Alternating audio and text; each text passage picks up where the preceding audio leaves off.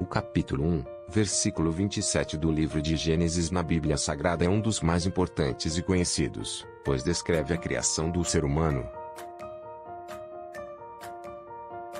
Criou Deus o homem à sua imagem, a imagem de Deus o criou, homem e mulher os criou. Esse versículo é fundamental para entendermos a visão bíblica sobre a origem e a natureza humana. Segundo a narrativa bíblica, Deus criou o ser humano à sua imagem e semelhança, diferentemente de todos os outros seres vivos criados até então. Essa semelhança com o Criador implica em uma série de características que tornam o ser humano único no mundo natural.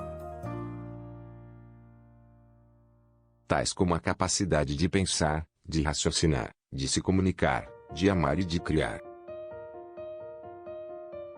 Além disso, o fato de o ser humano ter sido criado à imagem de Deus também implica em uma responsabilidade moral e ética, já que se espera que ele haja de acordo com os princípios e valores divinos. Essa responsabilidade se manifesta em diversas passagens bíblicas que tratam da relação entre o ser humano e Deus, bem como entre os próprios seres humanos. Outro aspecto importante desse versículo é a afirmação de que Deus criou o ser humano como homem e mulher, ou seja, como seres complementares iguais em dignidade e valor. Essa ideia é desenvolvida ao longo de toda a Bíblia, sendo enfatizada a importância do amor e do respeito mútuo entre homens e mulheres. Ainda sobre a criação do ser humano à imagem de Deus, é importante destacar que isso não significa que o ser humano seja divino ou igual a Deus. A imagem e semelhança referem-se a aspectos específicos da natureza humana, e não a toda a sua essência. Isso significa que o ser humano tem uma relação especial com Deus, mas não é um Deus ou uma divindade. Esse versículo também é importante para entendermos a relação entre o ser humano e os outros seres vivos da criação.